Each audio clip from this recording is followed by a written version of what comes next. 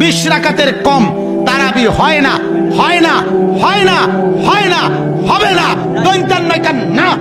8 রাকাত যারা তারাবি পড়ে কিংবা বলে তাদের তারাবি আদায় হবে না।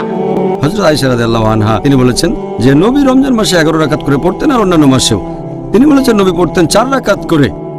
আমি এই রাকাতগুলোর দৈর্ঘ্য আর সৌন্দর্যের বর্ণনা দিতে পারবো না।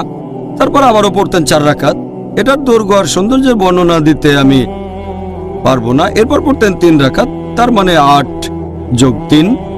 তবে যদি দেখেন বিভিন্ন প্র্যাকটিস সালাফি সালেহিনের পরবর্তী প্রজন্ম, তার মানে সাহাবীগণ, তাবেঈন, তবে তাবেঈন, রেকর্ড ঘাটলে দেখতে পাবেন তারা পড়তেন 11 রাকাত, কেউ 13 রাকাত, কেউ 19 রাকাত, কেউ 23 রাকাত, কেউ 36 রাকাত, কেউ আবার 39 রাকাত পড়তেন।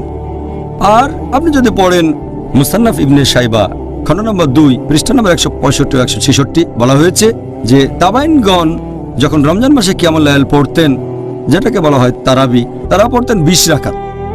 কোন কোন জায়গায় আছে তারা পড়তেন 36 রাকাত। এখন এই নামাজের রাকাতের কথা যদি বলতে হয়, নবী বলেছেন তোমরা 2 রাকাত করে যত খুশি নামাজ পড়তে পারো, তারপর পড়বে 1 রাকাত। আর আমি আগেও বলেছি সহিহ বুখারী হাদিস নাম্বার 472 খণ্ড নম্বর 1, আপনি যত রাকাত খুশি নামাজ পড়তে পারেন, প্রথমে 2 রাকাত পরে 1 রাকাত। তবে আপনি যদি নবীর সুন্নত মেনে চলতে চান, নবী সবসময় পড়তেন 8 রাকাত যোগ 3। তাহলে কত রাকাতের অনুমতি আছে? আপনি যত খুশি পড়তে পারেন, 8, 10, 20, 36 সমস্যা নেই। তারপরে পড়বেন 3 রাকাত বেতর। আর আমাদের নবী পড়তেন 8 যোগ 3 11। তবে আপনি যত রাকাত খুশি নামাজ পড়তে পারেন।